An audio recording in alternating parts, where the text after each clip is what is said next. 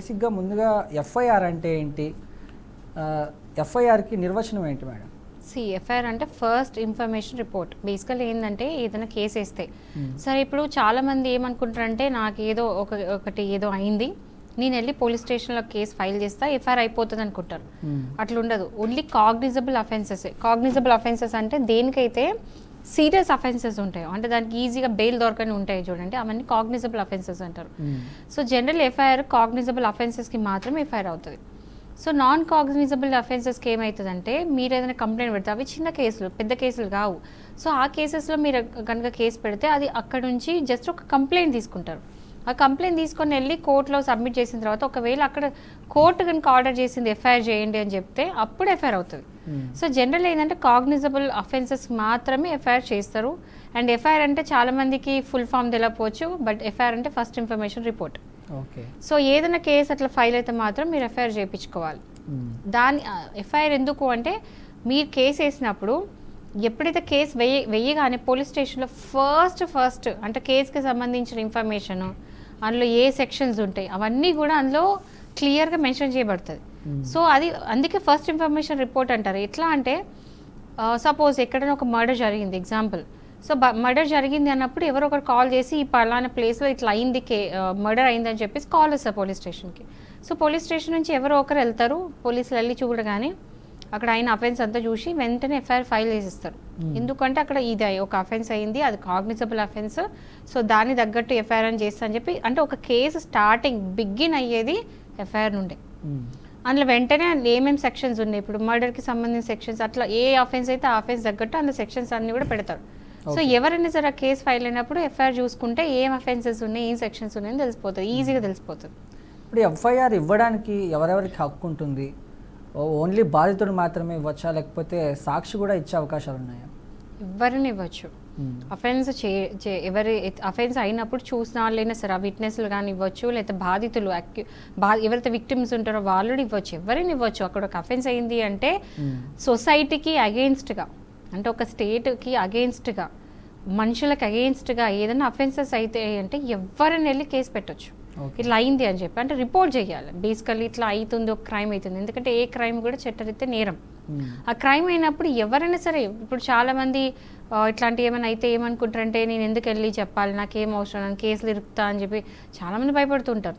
అసలు అంతెందుకంటే రోడ్డు మీద యాక్సిడెంట్ అయితే కూడా ఎంతోమంది, హైవేస్ మీద యాక్సిడెంట్ అయినా, రోడ్స్ మీద యాక్సిడెంట్ అయినా కూడా ఎంతమంది వెళ్ళి అంటే ఏమంటారు రెస్పాన్సిబుల్గా వెళ్ళి ఇట్లా అయింది అని చెప్పేసి ఇన్ఫార్మ్ ఎవరు చేయరు. ఎందుకు నాకు అనవసరం పోలీస్ స్టేషన్ చుట్టూ తిరగడం అంటారు. ఈవెన్ ఏదైనా మర్డర్స్ అయినా తెలిసినా కూడా ఫస్ట్ చూసిన వాళ్ళకి తలగా నొప్పి.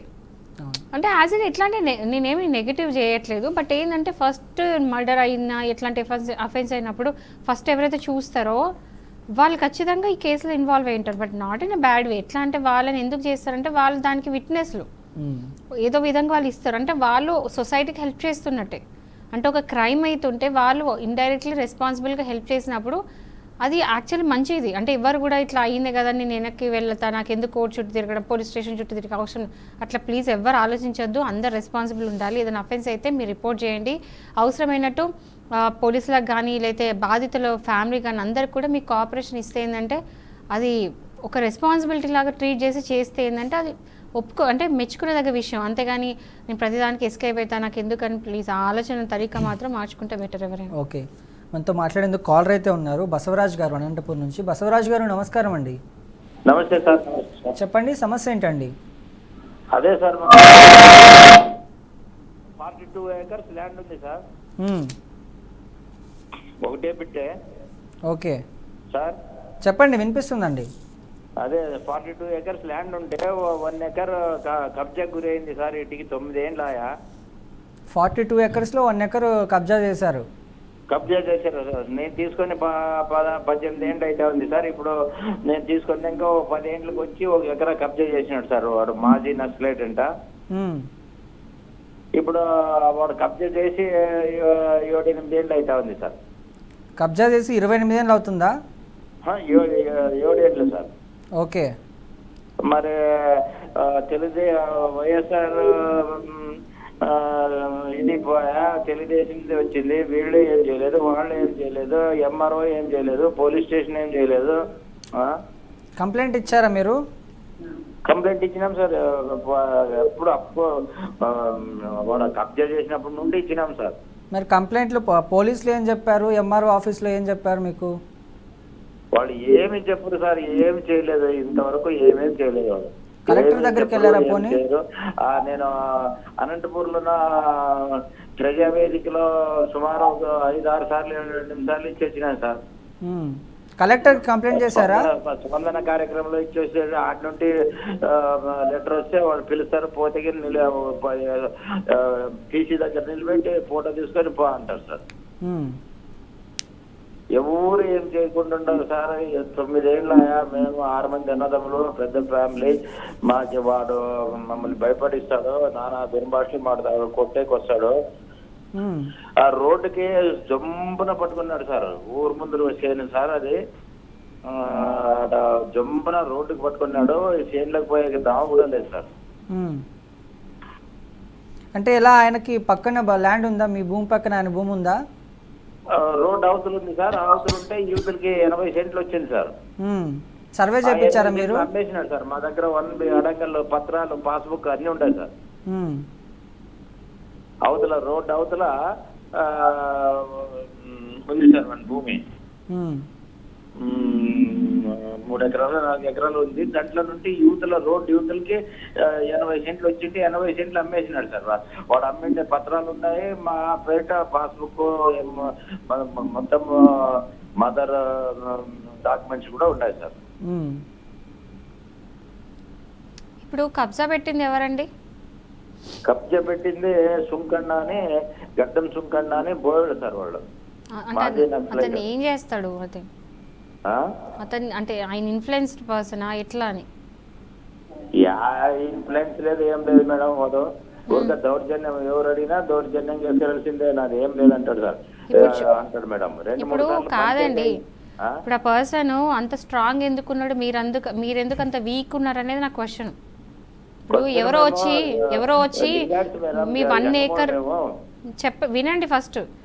ఇప్పుడు ఎవరో వచ్చి మీరున్న ల్యాండ్లో 1 ఏకర్ ల్యాండ్ ఎంక్రోచ్ చేసుకొని మీ 1 ఏకర్ ల్యాండ్ తీసుకున్నప్పుడు మీరేం చేస్తున్నారు? ఆయన ఎందుకంత స్ట్రాంగ్ ఉన్నాడు, మీరు ఎందుకంత వీక్ ఉన్నారు అనేది క్వశ్చన్ అది. మమ్మల్ని కొట్టేకొస్తాడు మేడం. కొట్టడానికి వస్తే పోలీస్ స్టేషన్లో కేసు పెడితే ఏమైంది? కొట్టడానికి వచ్చినప్పుడు మీ పోలీస్ స్టేషన్ కేసు పెట్టలేదా? పోలీస్ స్టేషన్ కేసు పెట్టాం సార్ మేడం. ఇప్పటికి 8 ఏళ్ళు అయ్యా అంటున్నాం కదా మేడం. పోలీస్ స్టేషన్ ఏమంటున్నారు? మరి విఆర్ఓ, ఎక్కడి నుంచి మాట్లాడుతున్నారు? డిప్యూటీ తహసీల్దార్, ఎస్ఐ, పోలీసు వాళ్ళు అందరూ వచ్చి నాతో మడక తోలిచ్చి నా హ్యాండ్ ఓవర్ చేసి పోయారు మేడం. పోయినాక మరుసటి రోజు వచ్చి ఆ లంచి కొడుకులు ఈ లంచి కొడుకులు అని తిట్టుకుంటా వచ్చి నన్ను కొట్టేకొస్తాడు మేడం. మళ్ళీ ఆక్యుపై చేసుకున్నాడు. ఇప్పుడు చూడండి, మీరు ఆ ఫెన్సింగ్ అదంతా పెట్టుకోలేదా మేడం? ఇప్పుడు ఆ పర్సన్ పక్కకి ఏమైనా ల్యాండ్ అట్లా ఏమైనా ఉందా ఆ పర్సన్ కి? ఆ పర్సన్ కి రోడ్ అవతల ఉంది మేడం ల్యాండ్. మరి ఇప్పుడు ఆ పర్సన్ వచ్చి మీకు ఆక్యుపై చేసుకున్నప్పుడు మీరు ఫెన్సింగ్ అట్లా ఏం చేసుకోలేదా? ఫెన్సింగ్ ఉండే మేడం. ఫెన్సింగ్ ఉంటే ఫెన్సింగ్ అంతా పీకేసి, గేట్ ఉంటే గేట్ పీకేసి గేట్ ఎత్తుకుపోయినాడు, చుట్టూ ఫెన్సింగ్ పీకేసినాడు. అయితే బసవరాజు గారు ఇంత చేస్తుంటే మీరు పోలీస్ కంప్లైంట్ ఇవ్వలేదా? దానికి సంబంధించి వీడియోలు కానీ ఫోటోలు కానీ మీ దగ్గర ఏ ఆధారాలు లేవా? పోలీస్ కంప్లైంట్ ఇచ్చినాను, వాళ్ళు ఏం పట్టించుకోరు. సివిల్ ఇదేం మేము చేయలేమంటారు సార్. మీ సివిల్ ఓకే, మిమ్మల్ని కొట్టడానికి వస్తున్నారు, మిమ్మల్ని దౌర్జన్యం చేస్తున్నప్పుడు అది సివిల్ కాదు కదా? కేసు కింద కూడా పెట్టాను సార్. వాని పైన ఎఫ్ఐఆర్ కూడా ఫైల్ చేసినారు సార్. ఎఫ్ఐఆర్ చేసినప్పుడు మరి అరెస్ట్ ఎందుకు చేయలేదు? ఏమో సార్, ఏం రాజకీయమో ఏం కథ. ఇంటికి 7, 8, 9 ఏళ్ళు అయితే ఉంది, చేనులకు దావలేదు, ఏం లేదు, చచ్చిపోతూ ఉంటాం సార్. ఇంకో డౌట్ అండి, ఇప్పుడు 42 ఏకర్స్, మీ 42 ఏకర్స్లో 1 ఏకర్ ఎంక్రోచ్ అయింది, 41 ఏకర్స్ సేఫేనా? 41 ఏకర్స్ సేఫే, కానీ ఈ 1 ఏకర్లో నుంటే ఆ 41 ఏకర్స్కి లోపలికి పోవాలి madam.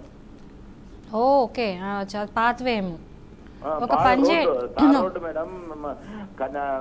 Uravakonda to Honnur road. ఆ రోడ్ లో జంపున 1 ఎకర్ పట్టుకున్నాడు మేడం. ఓకే బసవరాజు గారు, మీరు ఒక పని చేయండి, మీ దగ్గర ఉన్నటువంటి ఆ ఎఫ్ఐఆర్ కాపీ ఏమైనా ఉందా మీ దగ్గర? ఎఫ్ఐఆర్ కాపీ ఉందా అండి మీ దగ్గర? అవును సార్, ఉంది సార్.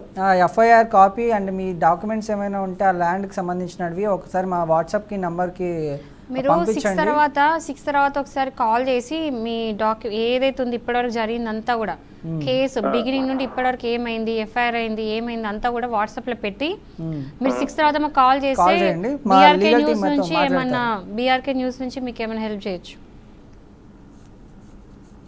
ఓకే, మరో కాలర్ అయితే ఉన్నారు కనకయ్య గారు హైదరాబాద్ నుంచి. కనకయ్య గారు నమస్కారం అండి. నమస్కారం. చెప్పండి, సమస్య ఏంటండి? టీవీలో చూస్తున్నా సార్, మీ ప్రోగ్రామ్ వచ్చింది. అయితే నేను హైదరాబాద్ ఉంటా. ఓకే, నమస్కారం సార్. నమస్కారం. మీరు టీవీ చూస్తున్నట్లున్నారు, టీవీ సౌండ్ మ్యూట్ లో పెట్టుకోండి, లేకపోతే టీవీకి దూరంగా వచ్చి మాట్లాడండి. టీవీ బంద్ చేయాలా? ఓకే ఓకే సార్, నేను కనకయ్య అని హైదరాబాద్ నుంచి మాట్లాడుతున్నా. హైదరాబాద్ ఉంటా.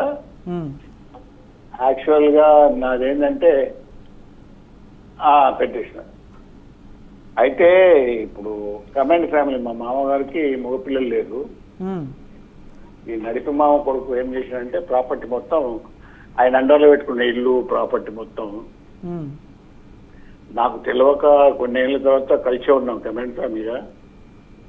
అయితే నేను హైదరాబాద్ ఆర్టీసీ డ్రైవర్ గా రన్నింగ్ చేసిన డిపోలా. అయితే తెలియకుండా ఆ పేపర్స్ అన్ని ఒక రోజు ఇల్లంతా డ్యామేజ్ అవుతుందని చెప్పి తీసినప్పటికీ ఇతను వచ్చి పక్క ఉండి ఈ కౌలు రాసుకున్న పేపరు తీసుకొని పోయింది. నాకు తెలియదు ఇచ్చిన. పక్కన కూర్చున్నామే మా అక్క అవుతుంది, బిడ్డ ఎందుకు ఇచ్చినావు అన్నాడు. అప్పటికే 5 years అయిపోయింది ముసలి తెచ్చిపోయి. ఎందుకు ఇచ్చిన బిడ్డ అంటే నాకు తెలియదు ఇచ్చిన. ఇచ్చిన తర్వాత ఏం చేసిండు, అప్పటి నుంచి మొత్తం మారిపోయింది వాడు. మాడిపోయి 4J డాక్యుమెంట్ తయారు చేసాడు. ఇక నేనన్నా ఇట్లా కాదని చెప్పేసి అప్పుడు డ్యూటీలో ఇంకా 2 years రిటైర్మెంట్. అందుకని కేసు వేసిన. కేసు వేస్తే 5 years ఆర్డీఓలో కేసు వచ్చిన వల్ల 4 years నడిచింది. ఒక్క డాక్యుమెంట్ ఫైల్ చేయలేదు. మళ్ళీ వచ్చేసి ఆ హుజరాబాద్ నడిచింది కొన్నాళ్ళు సివిల్ కేసు. హుజరాబాద్ జిల్లా చేంజ్ కాగానే సిద్దిపేట ట్రాన్స్ఫర్ అయింది. ఇప్పుడు ఫైనల్కి వచ్చింది. ఫైనల్ రాగానే ఏం చేసిండు, వాడికి ఎక్కడ దర్దాపు లేదు, ఒకసారి ఎవరికి అమ్మేసాడు. అమ్మేస్తే మా లాయర్ ఏం చేసిండు, వాడికి నోటీస్ పంపించేసిండు. అది రిజెక్ట్ అయిపోయింది. రిజెక్ట్ అయిపోయేటప్పటికి వాళ్ళు ఏం చేసిండు, నా డబ్బులు నాకు ఇరంటే అప్పటికి వీడు అప్పు చేసిండు. ఆ పైసలన్నీ వాళ్ళు లాగేసుకున్నారు అప్పులు. అసలు అప్పుడు వాడు నా రిజిస్టర్ కాకపోతే నా డబ్బులు నాకు ఇవ్వమంటే వినట్లేవు. పెద్ద గొడవ అయిపోయింది. వాళ్ళ అమ్మాయి మీద బంగారం అమ్మేసి ఏదో చేసిండు. లాస్ట్ వచ్చి ఫ్యామిలీ గొడవ అయిపోయి ఈ విషయం దాన్ని చచ్చిపోయినాడు. మొన్న రీసెంట్లీ డిసెంబర్ ఏమైంది. ఉస్మానాబాద్లో ఉస్మానాబాద్ నా మీద పోలీసులు ఎక్సైజ్ వచ్చి ఇంకోరికి వచ్చాడు. నాకు తెలియదు వీడు విషయం దాని కూడా నాకు సంబంధం లేని విషయం. ఓకే, ఇప్పుడు మీ ప్రాబ్లం ఏంటో చెప్పండి. నాకు విషయం దాని చచ్చిపోయాడు. ఆ చచ్చిపోయాక ఆ కేసు కూడా నా పైన వేసాడు మొన్న రీసెంట్లీ. అయితే నేను బెయిల్ బయటకు వెళ్ళి తప్పించుకొని బెయిల్ తీసుకొని వచ్చిన. బెయిల్ తీసుకుని వచ్చి ఇప్పుడు ప్రెజెంట్ సిద్దిపేట కేసు రేపు 31st ఉంది. ఆ కేసు మనం కోర్టుల కేసు ఉందని, సివిల్ కేసు ఉందని నన్ను ఆటోమేటిక్ ఇరికిస్తే వీడు తప్పించుకోండి ఆ ప్లాన్ వేసారు. పోలీసులు ఫస్ట్ టైం ఇన్కూరికి వచ్చినప్పుడు అసలు పోలీసులు ఈయన లేడు, తప్పు జరగలేదు, వాళ్ళు ఎక్కడైతే కంప్లైంట్ ఇచ్చిండో కొట్లాడినని అక్కడ ఎటువంటి తప్పు జరగలేదని వాళ్ళు చెప్పారు. అయిపోయింది. 10 days వాడు చచ్చిపోయిన తర్వాత నా మీద కేసు ఫైల్ చేసింది. దాన్ని ఇప్పుడు మనం హైకోర్టులో వేసి ఏదో అంటారు కదా సార్. అంటే ఆయన చచ్చిపోయే ముందు ఏమైనా వీడియో కానీ లేకపోతే లెటర్ రాయడం కానీ పేరు రాయడం కానీ పోలీసులు కావాల్సుకొని ఫోటో తీసారు. అది ఎక్కేటప్పుడు ఏం రాయాలి, అటువంటి ఏం లేదు. వాడి విషయంలో అయినా 4 days తర్వాత ఆలోచించి నా మీద కంప్లైంట్ రాశాను. కంప్లైంట్ రాసినప్పుడు కూడా పోలీసులు వచ్చినప్పుడు ఏం లేదు, ఆయన తప్పు ఏం లేదని వదిలిపెట్టేది అయిపోయింది. వాడు చనిపోయిన తర్వాత జబర్దస్త్ కేసు చేసింది అది. ఓకే, ఇప్పుడు అది బెయిల్ తీసుకొని బయటకు వచ్చిన. ఓకే అండి, ఇప్పుడు మీరు ఒకసారి ఏం చేయండి అంటే బెయిల్ వచ్చింది కదా, బెయిల్ ఒక్కసారి నాకు ఏదైతే బెయిల్ పేపర్స్ ఉంటాయో అవి ఒక్కసారి నాకు వాట్సాప్లో పెట్టండి. అది నాకు ఇప్పటిదాకా ఒక డాక్యుమెంట్ రాలేదు మేడం. జిల్లా నుంచి చేంజ్ చేసి సిద్దిపేట ట్రాన్స్ఫర్ అయిపోయింది కేసు. 31st ఉంది. ఆ 31st తర్వాత నేను డాక్యుమెంట్ తీసుకుంటాను. ప్రయత్నం చేస్తాను. బెయిల్ వచ్చిందా? బెయిల్ వచ్చింది కదా. సో ఒక పని చేయండి, అది అంటే అబేట్మెంట్ సూసైడ్ వేసి ఉంటారు. సో ఆ కేసులో ఓకే, ఇప్పుడు ఛార్జ్ షీట్ అవన్నీ ఫైల్ అయినాయా? ఎఫ్ఐఆర్ ఛార్జ్ షీట్స్ అవన్నీ అయినాయా? అయిపోయింది. అయిపోతే వాడు ఏం చేసి ఉస్మానాబాద్ జిల్లా కోర్టు ట్రాన్స్ఫర్ చేశారు. ఒక పని చేయండి సార్, ఒక పని చేయండి, మీరు వాట్సాప్ పెట్టండి, మీ ఫోన్ నెంబర్తో సహా మా యూట్యూబ్లో నెంబర్స్ ఉంటాయి, దాన్ని పెట్టండి. సో మీరు హైకోర్టులో వేస్తే కాస్ట్ చేయించుకోవచ్చు.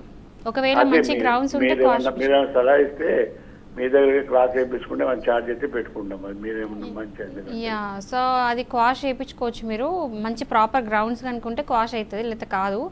సో ఒకసారి మీరు వాట్సాప్లో నెంబర్ పెట్టేసి యూట్యూబ్ ఓపెన్ చేయండి, బీఆర్కే లీగల్ అని యూట్యూబ్లో వస్తుంది. కనకయ్య గారు, మా లీగల్ టీం మీ నంబర్ తీసుకుంటారు, మీకు కాల్ చేస్తారు, ఆ తర్వాత మా వాళ్ళు మాట్లాడతారు మీతో. అయితే మరొక కాలర్ ఉన్నారు, విష్ణుకుమార్ గారు. విష్ణుకుమార్ గారు నమస్కారం అండి. విష్ణుకుమార్ గారు నమస్కారం. హలో, ఎస్ చెప్పండి, మీ సమస్య ఏంటండి? హలో, వినిపిస్తుందండి, చెప్పండి. సార్ నమస్తే సార్, శ్రీకాకుళం జిల్లా జల్పూర్ మండలం సార్. మీ మాటలు సరిగ్గా వినిపించట్లేదండి. సార్ శ్రీకాకుళం జిల్లా జల్పూర్ మండలం సార్. ఓకే ఓకే చెప్పండి సార్. మాది మేము 2019లో. హలో, మీరు టీవీ చూస్తున్నట్లున్నారు, టీవీ సౌండ్ మ్యూట్లో పెట్టండి, లేకపోతే టీవీకి దూరంగా వచ్చి మాట్లాడండి. అదే సార్. హలో సార్, 2019లోనా 2019లో మేము అంటే ఖరగ్పూర్ లో మా ఫాదర్ రైల్వే ఎంప్లాయ్ సార్. అయితే మేము ఖరగ్పూర్ నుంచి నాన్నగారు రిటైర్ అయిన తర్వాత మేము మా సొంత గ్రామం వచ్చాము. అయితే వచ్చిన తర్వాత అంటే బాగా పాత ఇల్లు అనమాట, అది ఇదే పక్కూరులో దిగాం అనమాట. రెస్ట్ దిగితే అక్కడ 25 తులాల గోల్డ్ దొంగతనం అయిపోయింది. ఏంటండి 25 తులాల గోల్డ్ దొంగతనం అయిపోయింది సార్. ఓకే, దొంగతనం అయిపోతే మేము ఏం చేద్దామంటే మేము ఎఫ్ఐఆర్ అంటే పోలీస్ స్టేషన్కి రిపోర్ట్ ఇచ్చాం. అయితే రిపోర్ట్ ఇవ్వాలి ఏంటంటే అంటే యాక్షన్ తీసుకోకుండా ఊహించకుండా వాళ్ళు అలాగా కొన్నాళ్ళు గడిపారన్నమాట. ఆన్లైన్ కింద వాళ్ళు తప్పుడు కేసు పెట్టారన్నమాట మా మీద. మేమేదో వాళ్ళ మీద వచ్చేసామని ఆల్రెడీ దానికోసం ప్రూఫ్స్ ఎవ్రీథింగ్ ఉన్నాయన్నమాట. మొత్తం సిఐ గారు అదంతా ఇవన్నీ చేశాడు. ఎంక్వైరీ కూడా చేశారు, మాకు బ్యాంక్ లాకర్స్ ఉన్నాయి, ల్యాండ్ ఉంది, అన్ని చేశారు. అన్ని ఆ గోల్డ్ ఎప్పుడుదంటే మా తాతలు 100 గోల్డ్ అనమాట. అది 120 సంవత్సరాల కింద గోల్డ్. అది అంటే మేము పూజకి ఇవన్నీ వాడుకుని ఇచ్చేవాళ్ళు అనమాట.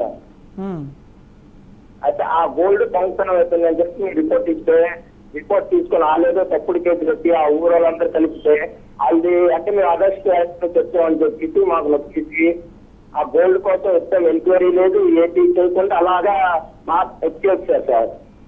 దానికోసం మేము కలెక్టర్ గారికి కూడా పిటిషన్ పెట్టాం. కలెక్టర్ గారు కూడా యాక్షన్ తీసుకోమని చెప్పారు. దానికి కూడా పోలీసు అంటే ఏమాత్రం సహకరించకుండా అది తప్పుడు కేసు అని చెప్పి ఇట్లాగా అలా ఉంచారు అన్నమాట కొన్ని రోజులు. అసలు వితౌట్ ఇన్ఫర్మేషన్ మీద ఆ కేసు క్లోజ్ అవుతుందని చెప్పారు సార్. అది వెంటనే ఏం చేద్దామంటే మనం సిబిఐ కాదు అనమాట. వాళ్ళు కూడా పోలీస్ అధికారికి ఇచ్చారన్నమాట, రిపోర్ట్ యాక్షన్ తీసుకోండి అని చెప్పి. అంటే ఏమి యాక్షన్ తీసుకోవడం ఏమి చేయలేదు సార్ దానికోసం. అయితే మేము ఏం చేస్తామంటే మీరు రావడానికి చెప్పేసి మళ్ళీ ఇంకా మాత్రం ట్రై చేసి ఇప్పుడు అలాగైతే 2020లో మా నాన్నగారు తెలిపారు అనమాట. అతను బ్యాంక్ పెట్టుకొని తెలిపారు అనమాట. తెలిపిన తర్వాత అతను మా మదర్ గారు కూడా లెటర్స్ రాశారు అనమాట. లెటర్ రాస్తే యాక్సెప్ట్ చేస్తున్నారు. పై అధికారులు ఏం చేస్తున్నారు అంటే ధర్మూర్ స్టేషన్ కి చెప్తున్నారు ఏంటంటే మీరు యాక్షన్ తీసుకోండి చెప్తుంటే పోలీసులు అయితే ట్రాన్స్ఫర్ అవుతున్నారే కానీ యాక్షన్ మట్టి లేదు సార్. అంటే ఇప్పుడు గోల్డ్ లేదు, మీది కాదు, మీది కాదు, అది మీది కాదు మీరు చెప్తున్నారు అని చెప్పి షోట్ చేశారు. అయితే మేము ప్లస్ పాయింట్ ఏం చేస్తామంటే బ్యాంక్ వల్ల మాకు అవసరమైనప్పుడు మేమేం చేస్తామంటే లోన్ పెట్టాం సార్ బ్యాంక్ నుంచి. ఆ రిసిప్ట్ చూపిస్తే దానికి ఏమంటున్నారంటే అంటే మా శాస్త్ర మా నాన్న నాకు దయచేసి డొనేషన్ చేశారు సార్ గవర్నమెంట్ కి ఒక 10 acre land. Next junior colleges ఉంటది. అయితే ఇంత ఉంది. ఆవిడ మెల్లో ఉండి గొలుసు కూడా ఫొటోస్ చూపించమాట. ఆవిడ ఇచ్చిన గోల్డ్ అండి. ఇప్పుడు సీఎం మురళీ గారు ఇప్పుడు 2019 అక్కడ ఏమన్నారంటే ఇది కరెక్ట్ అని ఒరిజినల్ అని చెప్పి మా బ్యాంక్ రాకర్ కూడా చూసారు నాకు. అప్పుడు ఆ బ్యాంక్ ఖాతా తీసివేస్తే అందులో కూడా పాత రాసిన ఏటైతే ఉన్నాయి గోల్డ్ ఐటమ్ అన్ని ఉన్నాయి.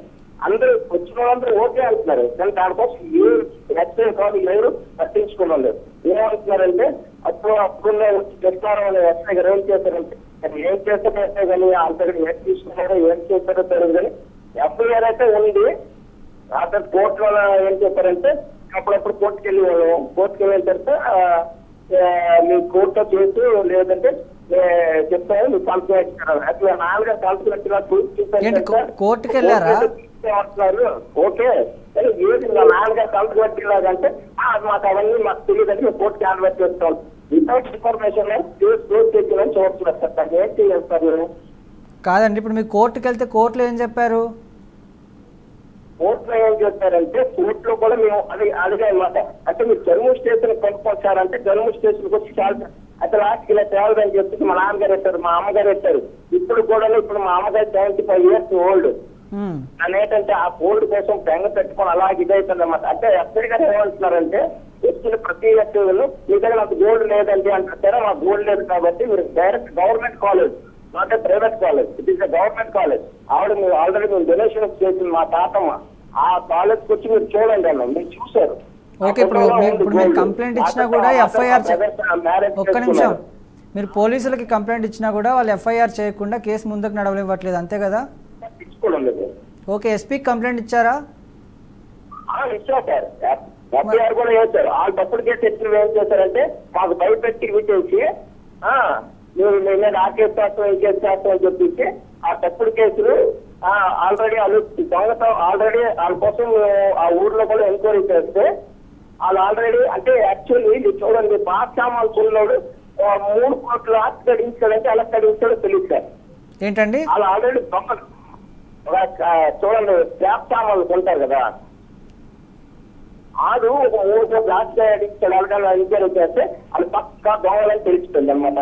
ఊరందరూ తెలుసు కానీ ఊరేంటంటే ఊరు కట్టుమతి చేసి ఈ పోలీసులు గడిచిపోయి ఏం చేస్తున్నారో తెలియదు. కానీ ఒక ఎఫ్ఐఆర్ ఉంది మాకు ఇప్పుడు 2019 21వ తేదీన ఎఫ్ఐఆర్ ఉంది, రసీదు ఉంది, సిబిసిఐడి. ఓకే విష్ణుకుమార్ గారు ఒక్క నిమిషం అండి. మీరు ఇప్పుడు ఎఫ్ఐఆర్ చేయట్లేదంటే మీరు అనుమానితుల కింద మీ ఊర్లో వాళ్ళని పెట్టడం జరిగింది కదా? హలో, మాటలు వినిపిస్తున్నాయా మీకు? అనుమానితుల కింద మీ ఊర్లో వాళ్ళని పెట్టిన తర్వాత పోలీసులు ఎఫ్ఐఆర్ చేయకపోతే ఎస్పీ కంప్లైంట్ ఇస్తే తర్వాత ఏం జరిగింది? సార్ మేము ఫస్ట్ ఎఫ్ఐఆర్ అయిన తర్వాత మేము పోలీసులు చాలా అడిగాం. అక్కడ కలెక్టర్ గారు కాదండి, కలెక్టర్ గారు కాదండి, ఇప్పుడు పోలీసులు యాక్షన్ తీసుకోవట్లేదు అన్నారు, ఎస్పీ దగ్గరికి వెళ్ళారని చెప్పారు కదా, అక్కడ ఏం జరిగింది అంటున్నా. హలో వినిపిస్తుందండి, ఎస్పీ ఆఫీస్కి వెళ్ళిన తర్వాత అక్కడ ఏం చెప్పారు మీకు అంటున్నా.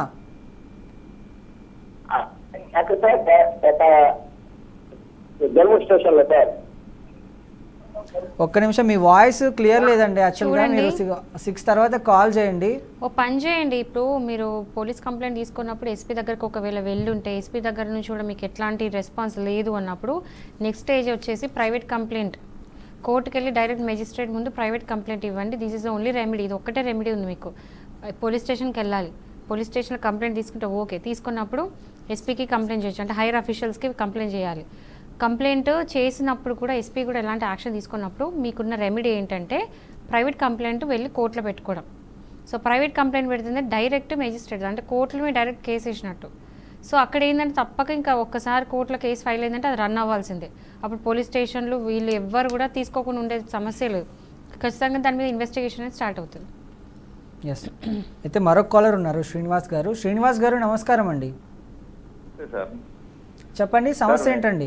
సార్ మేము చోళమండలం ఫైనాన్స్ ఇన్వెస్ట్మెంట్ లో హౌసింగ్ లోన్ తీసుకున్నాం సార్. ఎక్కడి నుంచి మాట్లాడుతున్నారు మీరు? తాడేపల్లిగూడెం అండి, వెస్ట్ గోదావరి, ఆంధ్రప్రదేశ్. ఓకే, అయితే అది వేరే బ్యాంక్ కి నేను టేక్ ఓవర్ చేసుకుందామని వీళ్ళది రేట్ ఆఫ్ ఇంట్రెస్ట్ ఎక్కువ ఉందని చెప్పేసి వెళ్ళాను సార్. వేరే బ్యాంక్ లో అగ్రిమెంట్ అయ్యింది.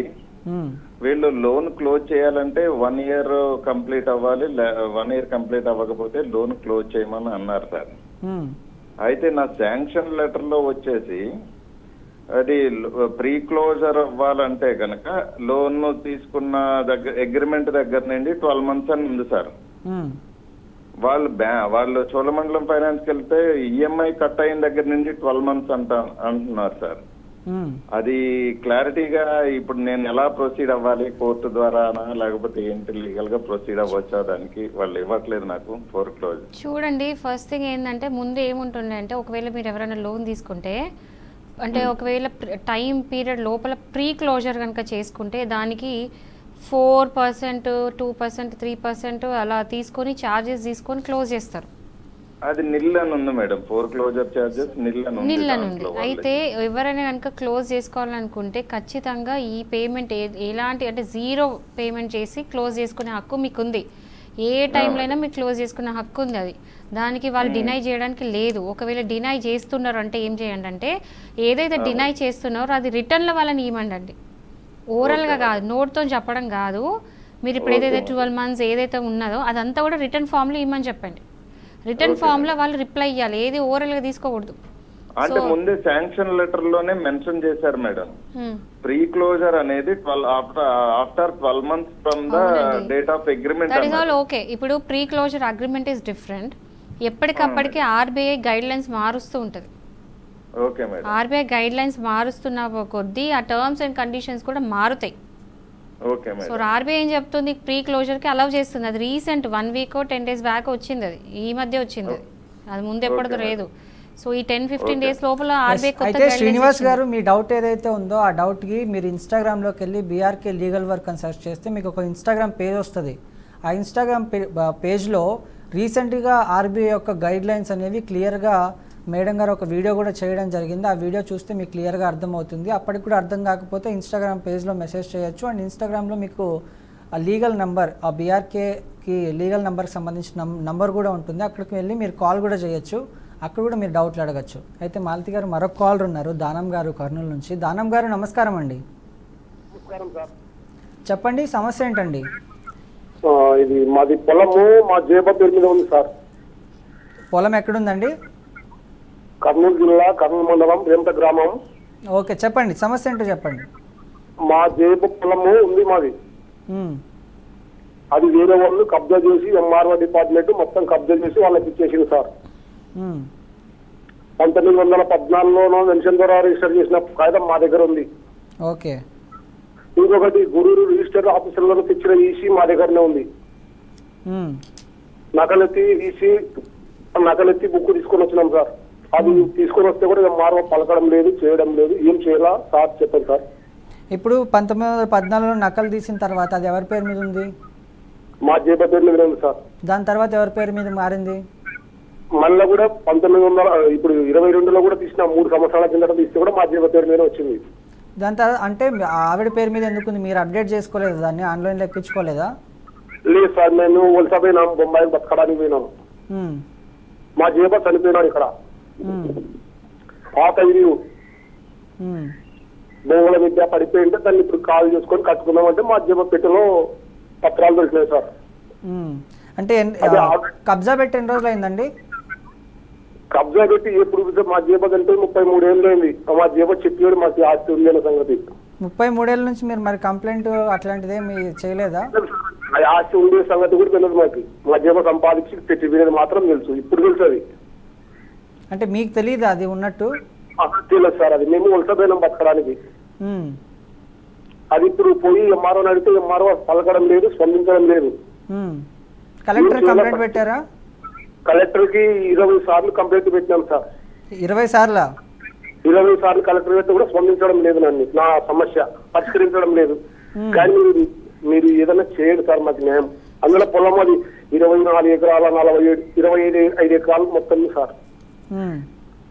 ఆ పొలం వల్ల కబ్జా చేసి ఎంఆర్ఓ డిపార్ట్మెంట్ మొత్తం ఈ పాస్బుక్లు ఆన్లైన్ అన్ని చేసింది సార్ వాళ్ళకి. ఓకే, అది ఎవరు? మీ ఊరు వాళ్ళేనా? పక్క ఊరు వాళ్ళు ఎవరైనా ఉన్నారు అందులో? పక్క ఊరు వాళ్ళు సార్. పక్క ఊరు వాళ్ళు కబ్జా చేసినారు.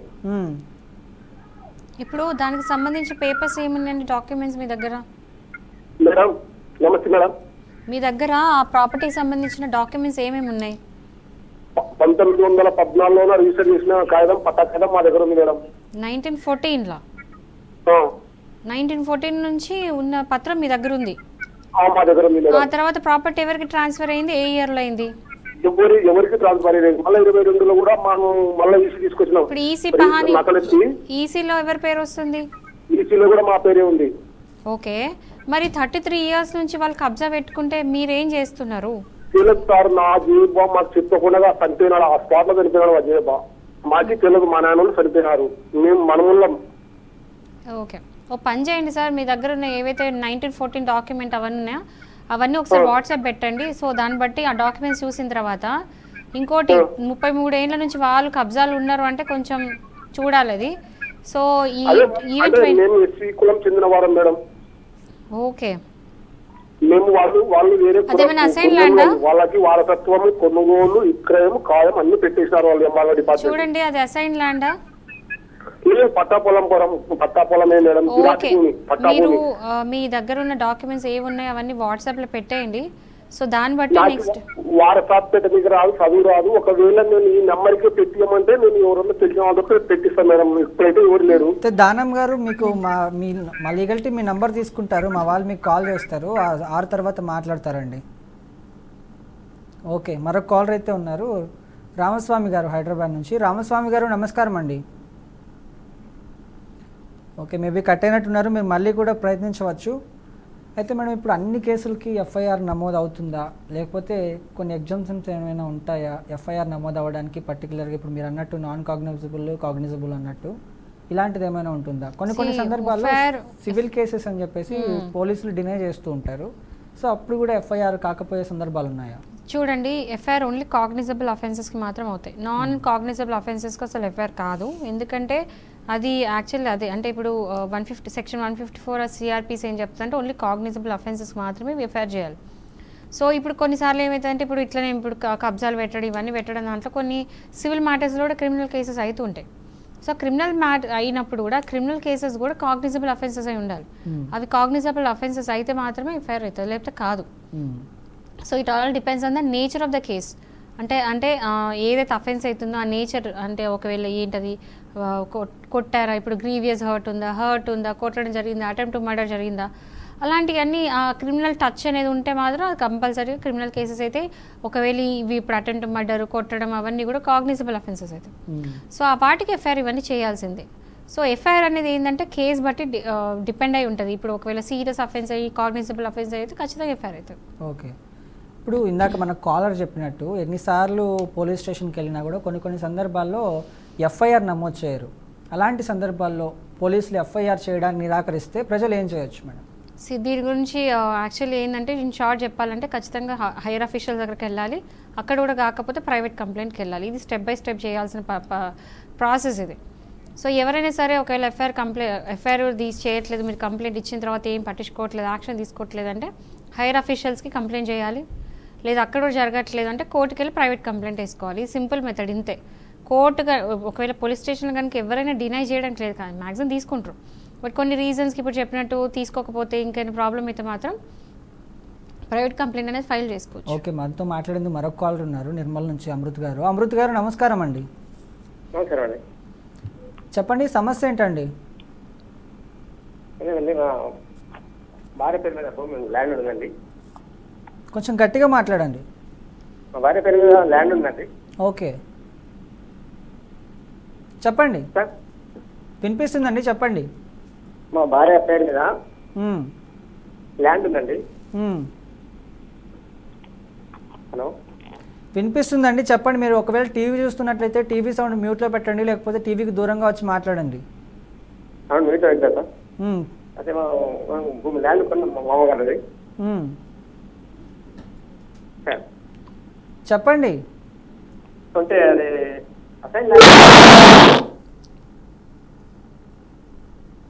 ఓకే, మీ మామగారు ల్యాండ్ మీ భార్య పేరు మీద ఉంది, అసైన్ ల్యాండ్ అది.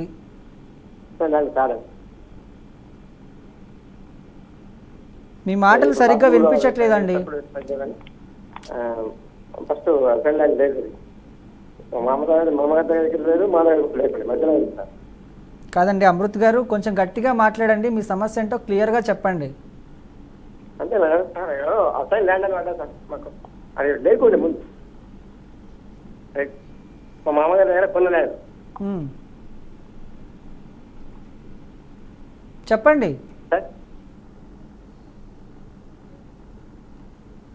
ఓకే, మేబీ కట్ అయినట్టుంది. ఎవరైనా కాలర్స్ కాల్ చేసే ముందు ఒకవేళ కాల్ కనెక్ట్ అయితే టీవీని మ్యూట్లో పెట్టుకోండి, టీవీకి దూరంగా వచ్చి మాట్లాడండి. ఇఫ్ ఇన్ కేస్ మీరు ఇంట్లో ఉండి సిగ్నల్స్ ప్రాబ్లం ఉంటే ఇంటి నుంచి బయటకు వచ్చి మాట్లాడడానికి ప్రయత్నించండి.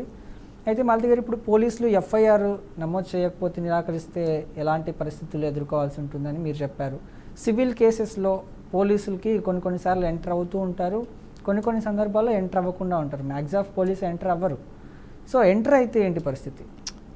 ఎందుకు ఎంటర్ అవుతారంటే ఎంటర్ అవ్వాల్సిన పరిస్థితి వచ్చినప్పుడు, ఎగ్జాంపుల్ సివిల్ నేచర్స్ ఏమైనా కేసెస్ అయినప్పుడు, ఎక్కువ శాతం సివిల్ కేసెస్లో క్రిమినల్ అయ్యేటి ఏమంటే ఎవరైనా ఇట్లనే కబ్జా పెట్టినప్పుడు ఆ ల్యాండ్లోకి ఎవరో ఒకరు ఎంక్రోచ్ అయిపోయి కబ్జా పెట్టేసి అక్రమంగా దాన్ని ఏమంటారు ఆక్యుపై చేసుకోవడము, లేకపోతే కొట్టడము, అట్లా కొట్లాటలు అలాంటి అవ్వడము, క్రిమినల్ ఫోర్స్ యూజ్ చేసి ఏమైనా చేయడము, ఇలాంటివన్నీ కూడా క్రిమినల్ కేసెస్ అయితే. అది కాకుండా ఫోర్జరీ చేశారు, చీటింగ్ చేశారు, అట్లాంటి ఏమైనా మొత్తం సివిల్ కేసులో ఇలాంటి ఏమైనా అఫెన్సెస్ ఉంటాయి. ఎగ్జాంపుల్ కొట్టడం అలాంటివి, అటెంప్ట్ మర్డర్ అలాంటివి అయినా, క్రిమినల్ కేసెస్ అయినా, ఫోర్జరీ జరిగిన, ఫ్రాడ్ జరిగిన, చీటింగ్ జరిగిన, ఇదంతా కూడా ఐపీసీలో వచ్చే సెక్షన్స్ ఇవన్నీ అయ్యే అఫెన్సెస్.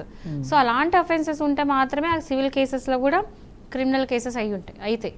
సో యూజువల్గా ఏంటంటే క్రిమినల్ కేసెస్ ఆ నేచర్, ఆ టచ్, నేను అదే చెప్తా, సివిల్ కేసెస్లో ఎప్పుడైనా సరే సివిల్ కేసెస్ అయితే, బట్ సివిల్ కేసెస్లో కనుక ఇది రావాలి అంటే మాత్రం ఆ క్రిమినల్ కేసెస్ ఏదైనా అయ్యి ఉండాలి, అప్పుడే అది క్రిమినల్ కేసు అవుతుంది.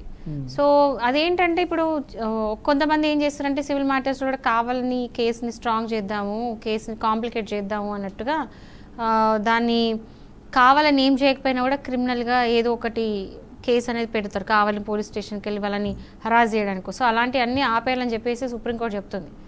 ఒకవేళ సివిల్ నేచర్ ఉంటే సివిల్ నేచర్ లానే ఉంచండి, దాన్ని క్రిమినల్ టచ్ చేయకండి. క్రిమినల్ కేసెస్ కనుక ఫైల్ చేసి వస్తే అందులో కనుక క్రిమినల్ ఏం లేకున్నా ఉట్టిగా వేస్తే మాత్రం సివిల్ కేసు కూడా ఎఫెక్ట్ అవుతుంది. సో ఎలాంటి పరిస్థితుల్లో సివిల్ మ్యాటర్స్లో క్రిమినల్ని ఎంకరేజ్ చేయకండి until and there is a strong thing. Strong offences ఉంటే తీసుకోండి, అంటే నిజంగా అలాంటి ఏం జరుగుంటే తీసుకోండి. బట్ ఒకవేళ సివిల్ కేసెస్లో కనుక క్రిమినల్ అఫెన్సెస్ ఉంటేనే ఓకే, లేకపోతే మాత్రం ఆ కేసు ఎఫెక్ట్ కూడా సివిల్ మీద అవుతుంది. ఎందుకంటే వాడు క్లీన్ హ్యాండ్స్తో రాలే కోర్టుకి. ఎవరైనా సరే కోర్టుకి క్లీన్ హ్యాండ్స్తో రావాలి అంటే వాళ్ళు ఫేర్ ఉండాలి, వాడు ఫేర్గా ఉండాలి, నిజాయితీగా కేసు వేయాలి. వాడే నిజాయితీగా లేనప్పుడు వానికి ఎందుకు న్యాయం చేయాలి? సింపుల్గా చెప్పాలంటే అంతే అనమాట. ఓకే, ఇప్పుడు ఒక్కసారి ఎఫ్ఐఆర్ ఇచ్చిన తర్వాత దాన్ని తిరిగి మళ్ళీ రద్దు చేసుకునే అవకాశం ఉంటుందా? ఒకసారి ఎఫ్ఐఆర్ వేసాక రద్దు చేయడం ఉండదు. ఎందుకంటే ఎఫ్ఐఆర్ అయినప్పుడు ఏంటంటే దాని కేసు, ఎఫ్ఐఆర్ నెంబర్ అన్నీ వస్తాయి, అన్నీ మొత్తం అది ఆన్ రికార్డ్, ఈవెన్ ఆన్లైన్లో ఫీడ్ అయిపోతుంది. ఈవెన్ మీరు అదేంటి డేటాబేస్లో కొట్టుకొని చూస్తే దొరికిపోద్ది, మామూలుగా మీకు ఆన్లైన్ దొరికిపోతాయి ఎఫ్ఐఆర్స్. సో అది ఎట్టి పరిస్థితిలో కొట్టడానికి ఉండదు అంటే ఆ కేసు క్లోజ్ కావాలి. కోర్టులో అంటే మొత్తం ఇన్వెస్టిగేషన్ అయిపోయి పోలీసులు అందరూ తీసుకొని ఇన్వెస్టిగేషన్ అక్కడ పెట్టి అన్నీ చూపించిన తర్వాతనే ఆ కేసు అప్పుడే క్లోజ్ అవుతుంది. అప్పుడు ఇవన్నీ పోతే బై డిఫాల్ట్ ఎఫ్ఐఆర్ అవన్నీ చేయడం, ఈవెన్ విత్డ్రా చేసుకుని ఏం చేసుకున్నా ఆ ఎఫ్ఐఆర్ మాత్రం వెనక్కి తీసుకోవడం ఉండదు, స్ట్రైక్ ఆఫ్ చేయడం ఉండదు. దానికి ఏం చేయొచ్చు అంటే క్వాష్ ఆఫ్ ఎఫ్ఐఆర్ చేసుకోవచ్చు. మళ్ళీ హైకోర్టుకి వెళ్ళి ఎఫ్ఐఆర్ ఏదైతే అయిందో దానికి క్వాష్ చేసుకోవచ్చు. క్వాష్ అయిన తర్వాత ఆటోమేటిక్గా మీ మీద ఉన్న అఫెన్సెస్ ఏవైతే ఎఫ్ఐఆర్లు ఉన్నాయో అవన్నీ కూడా క్వాష్ అయిపోతాయి. కొన్ని సందర్భాల్లో కొన్ని కేసెస్కి ఎఫ్ఐఆర్ ఫైల్ అయినప్పటికీ ఇరుపక్షాల వారు అంటే అవతల పార్టీ వాళ్ళు యువతల పార్టీ వాళ్ళు సెటిల్మెంట్కి వస్తూ ఉంటారు. సెటిల్మెంట్ అయిన తర్వాత ఎఫ్ఐఆర్ ఏం చేస్తారండి? ఎఫ్ఐఆర్ ఉండిపోద్ది, అది రికార్డ్స్, అది అట్లనే ఉండిపోతుంది. బట్ ఏవైతే అఫెన్సెస్ ఉన్నాయో అవన్నీ క్వాష్ అయిపోతాయి, అంటే వాళ్ళ మీద ఉన్న కేసెస్ అన్ని కొట్టేయబడతాయి. సో దానికి ఏం లేదు, అది రికార్డులో ఎప్పుడు ఒక ఫైల్లో ఆ రికార్డులో ఉండిపోతుంది అనమాట. ఎప్పటికైనా ఫ్యూచర్లో అవైలబుల్ ఉంటుంది, ఇది ఏం జరిగింది అనేది ఆ రికార్డు హిస్టరీ అనేది ఉండిపోతుంది. కొన్ని సందర్భాల్లో పోలీస్ స్టేషన్కి వెళ్ళి ఎఫ్ఐఆర్ కాపీ అడిగితే పోలీసులు దాన్ని నిరాకరిస్తూ ఉంటారు, ఇవ్వము అని చెప్తూ ఉంటారు. నిజంగానే పోలీసులకి అలాంటి హక్కు ఉందా? ఎఫ్ఐఆర్ కాపీ ఇవ్వకుండా ఉండేంత హక్కు ఉందా, లేకపోతే కంపల్సరీ ఎఫ్ఐఆర్ ఇవ్వాల్సి ఉంటుందా? ఎవరైతే కేసు పెట్టారో అయిందో ఖచ్చితంగా కాపీ ఆఫ్ ఎఫ్ఐఆర్ ఇవ్వాల్సిందే, అది వాళ్ళ హక్కు. కేసు వేసిన వాళ్ళ మీద ఏంటంటే ఎవరైనా సరే పోలీస్ స్టేషన్ ఎఫ్ఐఆర్ అయింది అన్నప్పుడు ఎఫ్ఐఆర్ కాపీ సర్వ్ చేయాలి, ఎఫ్ఐఆర్ నెంబర్ అయినా చెప్పాలి. సో అది చెప్తే ఏంటంటే మీకు ఆన్లైన్లో దొరుకుతుంది, అది వేరే విషయం. కానీ బట్ దెన్ ఒక కాపీ ఆఫ్ ఎఫ్ఐఆర్ కాపీ ఖచ్చితంగా ఇవ్వాల్సి ఉంటుంది. ఒకవేళ ఇవ్వకపోతే ఆ డినై చేస్తే కనుక మీరు అడగవచ్చు ఇవ్వాలి అని చెప్పేసి, అది మీ రైట్, అది తీసుకోవడం రైట్ ఉంది మీకు. సో కంపల్సరీ ఇవ్వాల్సిందే. ఇప్పుడు ఫేక్ ఎఫ్ఐఆర్ ఇచ్చారు లేకపోతే తప్పుడు ఎఫ్ఐఆర్ ఇచ్చారు, ఇప్పుడు అలాంటి వాళ్ళకి ఎలాంటి శిక్షలు ఉంటాయి మేడం? అంతా ఫాల్స్ ఇన్ఫర్మేషన్ అనేది ఇవ్వకూడదు. ఎప్పుడైనా సరే ఫాల్స్ ఇన్ఫర్మేషన్ కనుక పోలీస్ స్టేషన్ ఇచ్చినా, ఫాల్స్ ఇన్ఫర్మేషన్ కనుక కోర్టులో ఇచ్చినా కూడా ఏమవుతుందంటే సెక్షన్ 184, సెక్షన్ 211 ఇవన్నీ కూడా ఏంటంటే ఫాల్స్ ఇన్ఫర్మేషన్ ఇవ్వకూడదు. మళ్ళీ రాంగ్ ఇన్ఫర్మేషన్ కోర్టుకి ఇచ్చి మిస్లీడ్ చేసి కేసుని మొత్తం మిస్లీడ్ చేసేది ఎవరికి ఉండదు. ఒకవేళ అట్లా ఏమైనా చేస్తే మాత్రం ఈ సెక్షన్స్ కింద మీకు పనిష్మెంట్ అనేది ఇవ్వబడుతుంది. అంటే కోర్టునే మీరు మిస్లీడ్ చేస్తున్నారంటే పెద్ద అఫెన్స్ అది. సో ఎప్పుడు రాంగ్ ఇన్ఫర్మేషన్ ఇవ్వకూడదు కోర్టుకి కానీ పోలీస్ స్టేషన్ కానీ. ఇట్లాంటి రాంగ్ కేసెస్ ఏమైనా పెట్టి మీరు ఒకవేళ అది ఏదైనా ఎక్స్ప్లాయిట్ చేయడానికి, ఎగ్జాంపుల్ బ్లాక్మెయిల్ చేయడానికో లేకపోతే ఏదో విధంగా వాళ్ళని ఎక్స్ప్లాయిట్ చేయడానికి, డబ్బులు రాబట్టడానికి అట్లాంటి ఏం చేసినా కూడా ఉల్టా మీరు కేసు, ఎవరైతే బాధితులు ఉన్నారో వాళ్ళు ఉల్టా కేసు పెట్టవచ్చు. సో ఈ సెక్షన్స్ కింద వాళ్ళకి సీరియస్గా పనిష్మెంట్, ఫైన్ అన్ని పడే అవకాశాలు ఉన్నాయి. ఇప్పుడు ఎఫ్ఐఆర్ అనేది ఆన్లైన్లో కూడా ఇవ్వచ్చా? ఒకవేళ ఇవ్వాలనుకుంటే దాని ప్రాసెస్ ఎలా ఉంటుంది? ఎఫ్ఐఆర్ ఆన్లైన్ కూడా ఇవ్వచ్చు. కొన్ని స్టేట్స్లో ఏంటంటే ఈ ఎఫ్ఐఆర్స్ అని ఉన్నాయి. అంటే ఆన్లైన్లో ఒకవేళ అంటే నాట్ జస్ట్ కాగ్నిజబుల్ కాదు, నాన్ కాగ్నిజబుల్ చిన్న కేసెస్ ఏవైతే ఉంటాయో, ఒకవేళ ఏమైనా హరాస్మెంట్ అయింది, స్టాకింగ్ అయింది, అలాంటి చీటింగ్స్ ఏమైనా అయినాయి అనుకోండి చిన్నవి. సో అలాంటివి ఏమైనా అయితే కనుక మీరు పోర్టల్కి వెళ్ళి ఈ ఎఫ్ఐఆర్ చేసుకోవచ్చు. అంటే ఏమంటారు కంప్లైంట్స్ ఇవ్వచ్చు. అది కొన్ని పోలీస్ స్టేషన్స్ కొన్ని ఎంటర్టైన్ చేస్తే కొన్ని చెయ్యవు. సో అది జ్యూరిస్డిక్షన్ పోలీస్ స్టేషన్స్ బట్టి ఉంటుంది. అండ్ ఒకవేళ సీరియస్ అఫెన్సెస్ అంటే మాత్రం ఎవిడెన్స్, రిటర్న్ స్టేట్మెంట్ అలాంటి అన్నీ తీసుకోవాలి. కాబట్టి ఖచ్చితంగా పోలీస్ స్టేషన్కి ఫిజికల్గా వెళ్ళి కంప్లైంట్ ఇవ్వాల్సిందే. బట్ ఈ ఎఫ్ఐఆర్స్ కూడా అవైలబుల్ నిజంగానే ఉన్నాయి. కొన్ని స్టేట్స్లో ఉన్నాయి, కొన్ని స్టేట్స్లో లేవు. ఓకే, మరో కాలర్ అయితే ఉన్నారు, సుధాకర్ గారు చందాపురం నుంచి. సుధాకర్ గారు నమస్కారం అండి. నమస్కారం అండి. చెప్పండి, సమస్య ఏంటండి? నేను 2015లో మన కేసీఆర్ ప్రభుత్వంలో మేము డబుల్ బెడ్రూమ్ గురించి అప్లికేషన్ పెట్టామండి. ఓకే, నమస్కారం అండి. మీరు టీవీ చూస్తున్నట్లున్నారు, టీవీ సౌండ్ మ్యూట్లో పెట్టుకోండి, లేకపోతే టీవీకి దూరంగా వచ్చి మాట్లాడండి.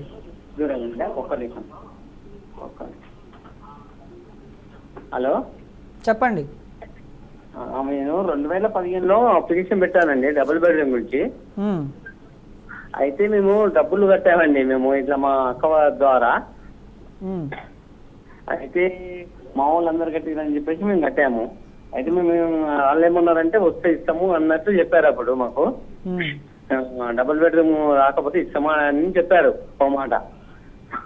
హలో, చెప్పండి. మా చుట్టాలు అవుతారు. అయితే మధ్యవర్తి వేరే వాళ్ళు ఉన్నారు అన్నమాట, ఇద్దరు. హలో, శ్రీనివాస్.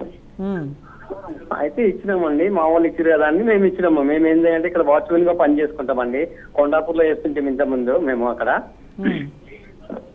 అయితే అందరు ఇచ్చారు కదా అని చెప్పేసి ఇప్పుడేని ఇచ్చినామండి. మేము 70,000 దాకా ఇచ్చినామండి.